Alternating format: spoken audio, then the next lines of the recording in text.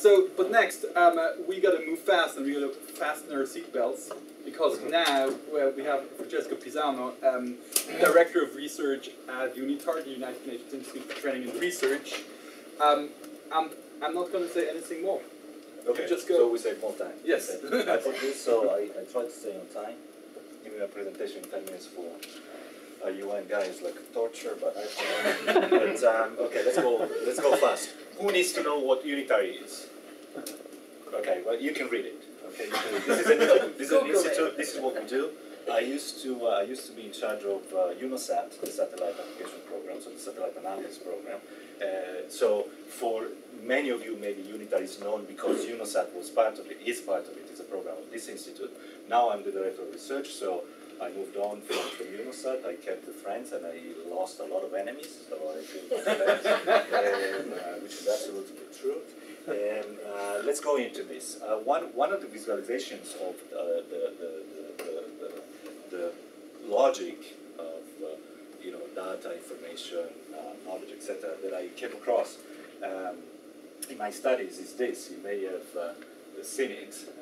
It's on food, where data is basically the fantastic ingredients with which we make fantastic cakes. My contention is that the reason for open data does not reside in the data itself. This is my contention. And I've got basically three key messages that I will give you now before he cuts me off. One is one thing that I've seen. What I've seen in working in the UN in a data-rich environment in geographic terms is that data itself and what people do with it are ahead of public and governmental policies on data. So technology on that motorizes data and what enables us to deal with data is ahead of the legal reality within which we act. And since this is being recorded, I will stop there. We could talk about licensing, for instance, which is one of the things that really get me through the roof. And this is particularly low, but even higher roofs. This is the first thing, because I've seen it at UNITAR. Then there is another point, another key point, is a point that is something I think. I think that open data signs the end of the ordinary people. Yeah, ordinary people have existed throughout history.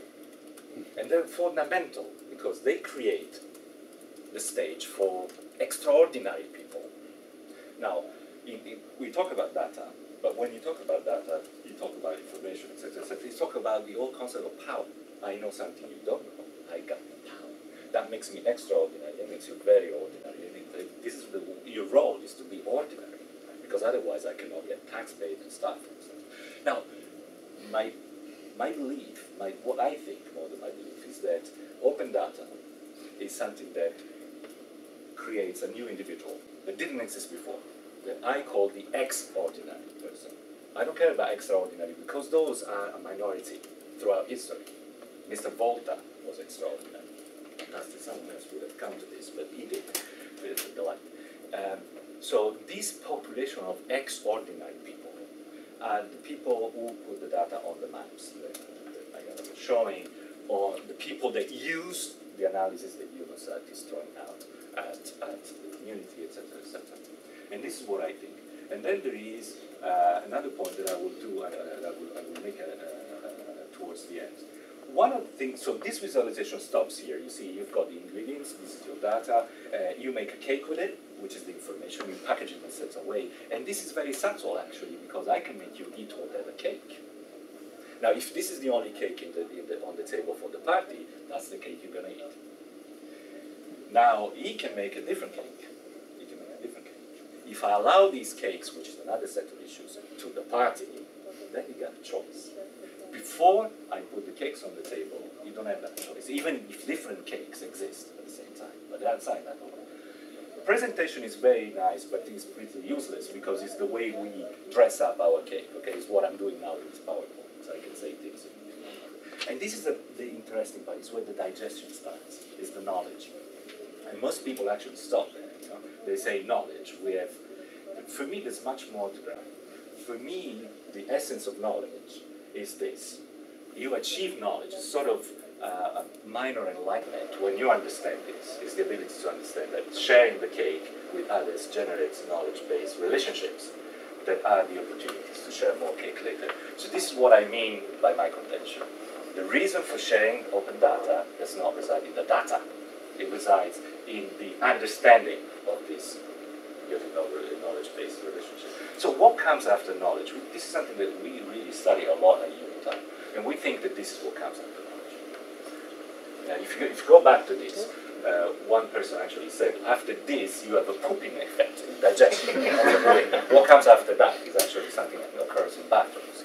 Maybe, but wisdom is perhaps what is left. I think that wisdom is actually the protein, of after the thing, the digestion. So, and actually, this is related to what we're discussing in this conference, because I think that the quantity of wisdom that we need in this world, when we have more players with more data, therefore more extraordinary people, calls for more wisdom, because you can make many more wrong decisions now than ever before.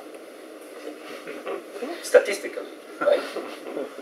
If you follow the decision-taking theory, data, information, understanding, decision-taking, you can do that in 30 seconds using a widespread open data set. So wisdom is something that really is needed. Now, I came here with two examples that are taken from our experience with you. So one is reaching out to the people in need. And this presents one facet of open data that actually is seldom discussed. Because open data is more like seen from the data poor community, looking up at the data rich community, like the countries of Geo. You've got that stuff, and you're not sharing. Now, you know very well that there are more reasons in non-sharing stuff among humans than there are sharing, because otherwise we would be a global community of weirdos if there were more reasons for sharing and we didn't do it, right? So those reasons are there, and you can list them in reverse alphabetical order. It so excites you, but the reasons are there.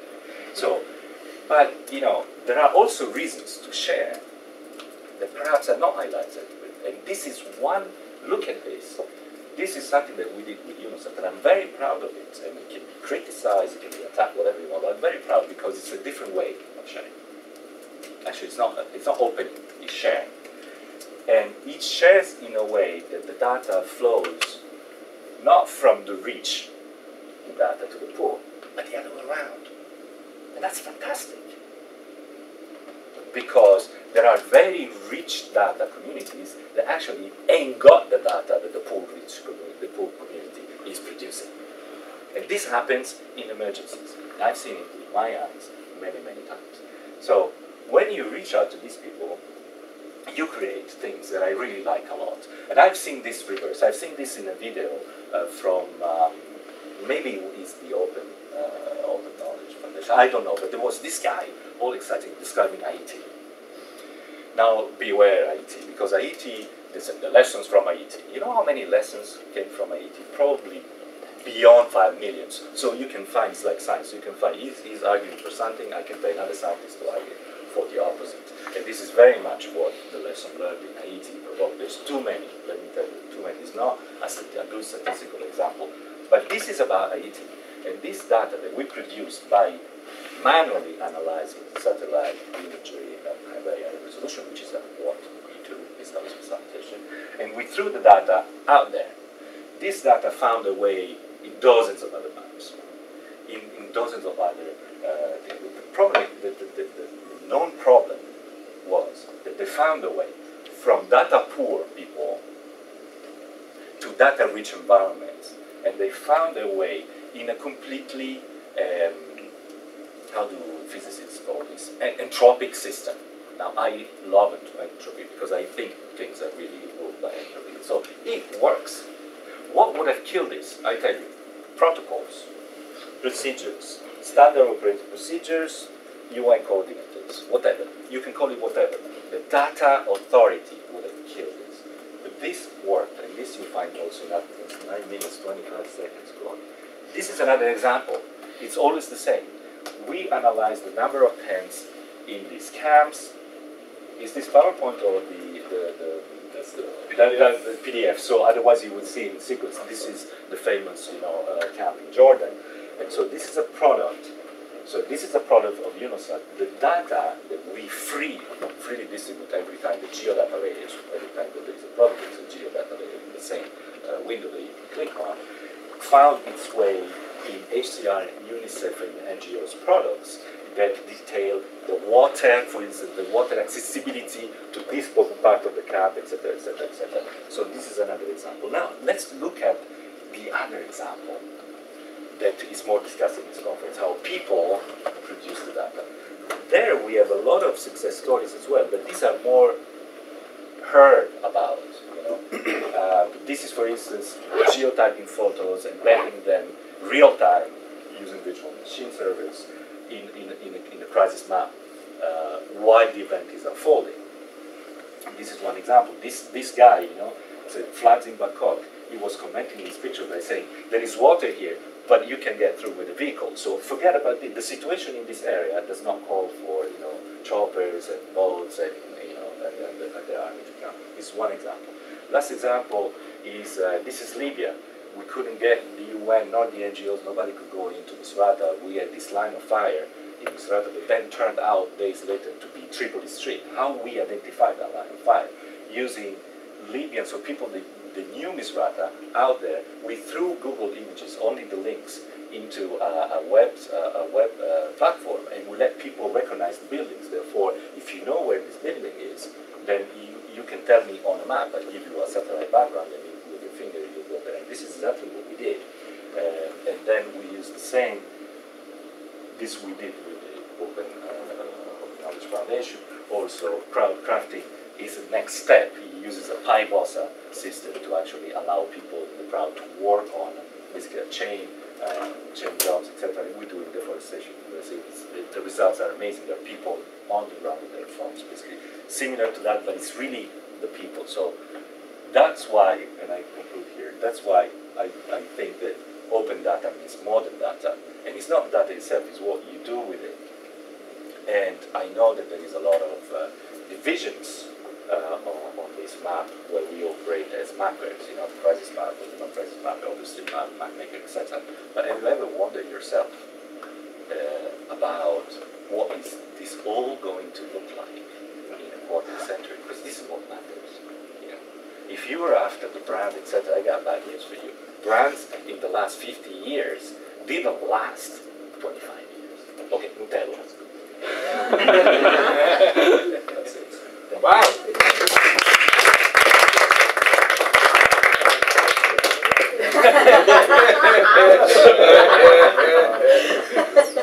As it doesn't have any palm oil. Okay. So let's make use of this fabulous group that we have here. And let's just first ask a couple of questions to the guys here who presented. Who wants to go first? From OpenStreetMap, from the Open Knowledge Foundation, from the Swiss government. Yes, yes, please. We worked actually. We received a prize from the United Nations last year for excellence in public serving with open government and all of that stuff. Okay, thank you, United Nations. And there was one sentence that always struck me quite good. That was just to point out that the data will stay, your software will go away. Keep that in mind. This is what I take from this discussion right now. I think it would be nice if we could just stick to the facts and not talk about software. I think it's very important. So it usually happens now in such discussions. So What's your take on this? I mean, you do software. Yeah, that's what we do. That's all we can do, actually. We shouldn't do anything else. I think that, again, open data is a great idea. Open knowledge is something else. But why do we want to do open data? Do we have a purpose? And so this is also, it was also part of the discussion. I don't think we have answered that question. Although we had some hints, Barbara with the 9, benefit areas. Why are we doing this and how do we want to do it to to make it happen is problematic. You know, it's still open, and you don't really. You can't separate this. You can't separate data from software right now. What you can do is you can use software that embraces open formats, so that the data is actually portable. But the data is inherently tied to whatever software you use, whether it's on the data collection side or in the output side. Well, that's the discussion of the room. Open standards. So, Open right. standards, yeah. Yeah, they're very important. But that's not the topic. Okay. Correct. No, right. Yeah, That's yeah. exactly. I'm not going there. I'm just saying what you said just doesn't work. Yeah. Like you can't separate data from software right now. And that's a really important note to have, especially in the geo area. So much of the software we've been using in this space, and how to process satellite data to different bands and stuff, it's all been proprietary. And that gets a lot of it locked up. So how we move forward as a community together is going to be really interesting. To keep the data available in 50 years from now, that's I mean, the formats are changing. That I wouldn't even go there. I would keep it actually sociable within a couple of years and faster. Like some of these data formats, like things like GeoJSON, are moving so quickly. You're looking at just a couple of year turnaround on that. So, but having data be consumable by different parties, different apps is clutch. So, having the open formats is essential for open data. I think that's a big challenge on Geodata. Geodata is not an Excel file. It's always big data, and I'll make this available. We had this issue in Switzerland as well. How to provide an aerial image of whole Switzerland. That's every year. That's only 4 terabytes for one image in 1 year in the web optimized. But for the world, it's big. So how to make this data available? Okay, Barbara. I can add to that point a little bit, because after the U.S. Geological Survey released the Landsat archive, so, well, 2 points. One, people used to be able to afford one scene, come in, let me have the scene over where I, have my area of interest. They're now coming in and saying, give them, 40 years, so they're really doing some substantial landscape change analyses. But just a little while ago, Google went to the Geological Survey and said, we'd like to host the entire Landsat archive in the cloud. So that's something that the U.S. Geological Survey would never be able to afford, hosting 40 years of Landsat data in the cloud, and yet Google is now coming in and saying, let's do it. So now apparently through their Earth engine, you can go in, pick your area of interest, and get an animation of all 40 years of Landsat data over that area of interest. So there's even growth potential there. So we did in Switzerland actually, they store the data, and what we make the transition there is Google data, cloud services. It's actually moving from the classical data download the formats, moving to data as a service. I repeat myself all the time. Data as a service allows you to access data over access such vast amount of data. Is that a contradiction to what you guys do, Sam? Data as a service? I think our business model currently excludes other people do the service bit, like Eric, we provide the data. So you OpenStreetMap, so yeah. just for everybody to know, right? Okay. Well, I'm not OpenStreetMap. Yeah, sure. But yeah. I'm not 350,000 contributors. Sure. Just want to quickly perhaps go back to what we talked about open data. One of my hobby horses, which got me involved in the OpenStreetMap Foundation, is licensing.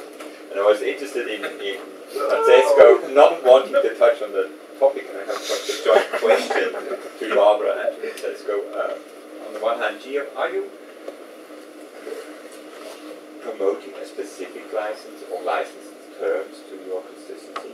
And Francesco, what were your specific problems? My background is a bit that due to OpenStreetMap, having a lot of data from in-crisis situations entered into the database with very, very fuzzy licenses from UN organizations, which sometimes I would have to say, well, we can't actually do that if we take it seriously, but nobody takes it seriously. Because of the crisis effect. Yeah. It's very important. Well, just real quickly, so we have a data sharing working group, that's comprised of members, 17 or 18 members from around the world that are not only putting those policies together, but I showed on that one a couple slides. So obviously, broad open data sharing, no licenses, no restrictions whatsoever is our preferential. The next stage up might be Creative Commons,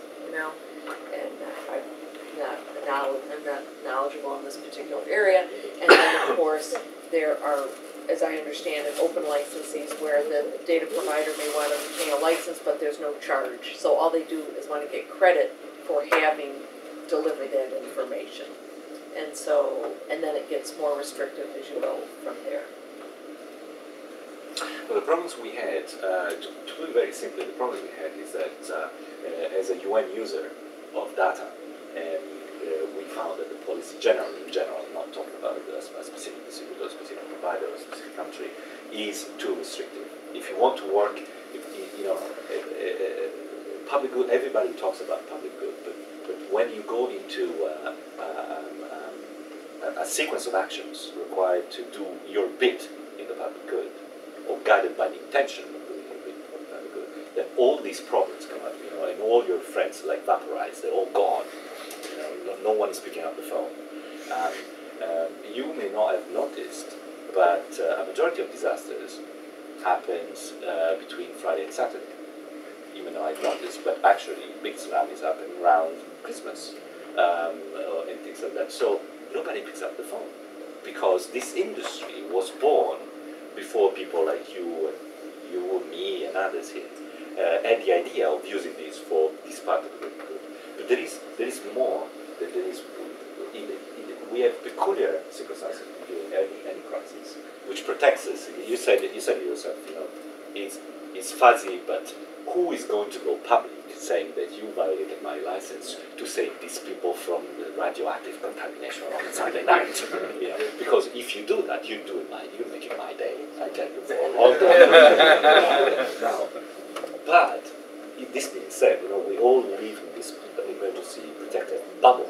But what if I were to tell you that in the case of Earth observation, 80% of the benefits to be harvested from satellite imagery lives very far away from the emergency?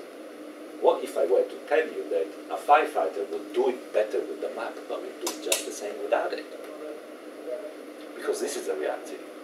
So there is a public fascination for emergency that is justified because this is where the money is, the attention is, and is also partly totally unjustified. So if we have to fight the battle of licensing, I would argue for fighting it for the sake of vulnerability mapping and risk prevention. That is the big fight. Now who's going to be willing to fight? How many tsunamis? How many Fukushimas? Because we're all waiting. We're all good when, we're better at criticizing than taking the hits, because we're humans. But I will tell you, the crisis thing is very nice and attracts a lot of things. But I just hope that the things that forge themselves into this crisis children will serve the bigger purpose. And it's much more bigger. If you take a walk around the crisis, look, you do miles. The crisis is in and out, according to OSHA definition, life-saving phase, IET, 15 working days. Come on, that's very simple. So this is what the problem is even bigger. This is what I want to say. The licensing problem is even bigger, and it's a serious one. And this is what's my first point. Technology now allows you to do with data something that the policy of data itself is too old to grasp. So we need a new global partnership. Those who use data and those who offer data. Well, this in a world that still believes that satellite communication is worth $10 the minute. Come on, where are we going to have broadband satellite internet with this kind of cost? It's crazy, like restaurants in Geneva. The price policy, you don't know where to get it from. Is this All right, guys. So many of you want to go hear the keynotes on the main stage. But I'd like you to tell people about the workshop that you're doing, because this might be interesting for lots of folks here. Yeah, for those that have